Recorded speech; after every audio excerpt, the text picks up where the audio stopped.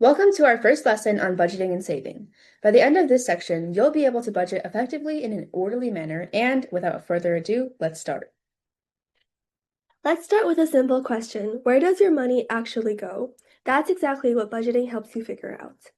Budgeting is a process of creating a plan for how you spend your money. Instead of wondering where your money disappeared to, a budget tells your money where to go before spending it. So now let's talk about saving. Saving is setting aside a portion of your income for future use, whether that's a car, clothes, a laptop, or something bigger down the road. Saving means you're thinking ahead, not just about today. Let's walk through an example so it actually makes sense. Ashley earns $100 per month for allowance and $60 from tutoring. That gives her a total monthly income of $160. Now let's look at her expenses. Bubble tea is $40, shopping is $30, saving for a laptop is $50, and her parents will cover essential needs like housing and food. So if we add up all of her wants, it's a total of $120. So what's left? $160 income minus $120 spent equals to $40 left over. That's $40 becomes her savings.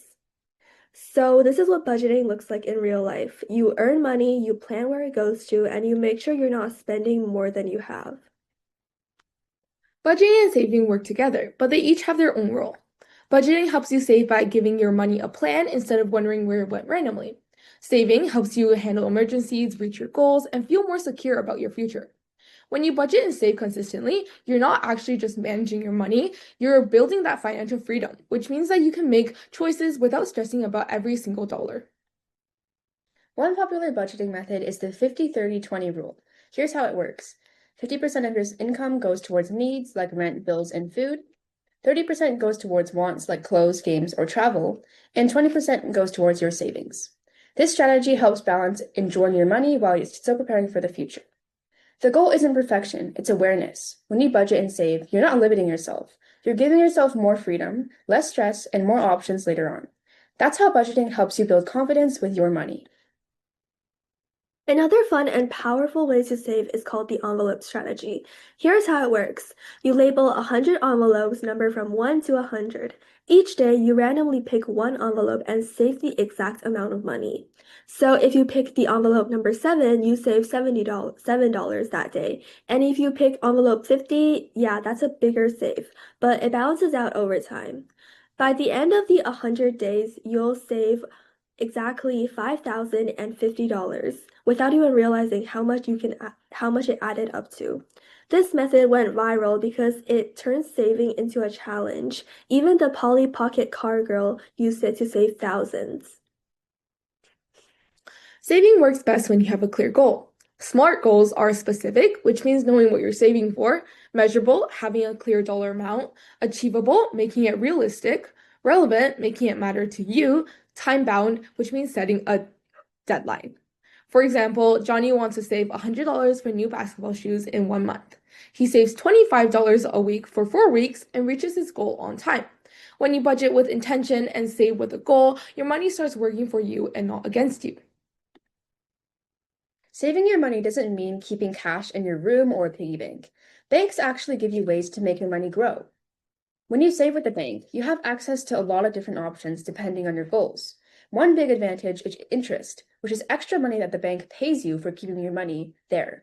Basically, your money starts working for you instead of sitting still. There are different types of savings, and each one has a purpose. An emergency fund is money set aside for unexpected situations, like a broken phone or surprise expenses. Goal savings are for short-term things, such as when you're planning for things like a trip, new shoes, or a laptop. Long-term savings are for your future, things like college, car, or even a house one day. Banks also offer different types of savings accounts, and a regular savings account is simple and easy to access, while a high-yield savings account earns more interest so your money grows faster.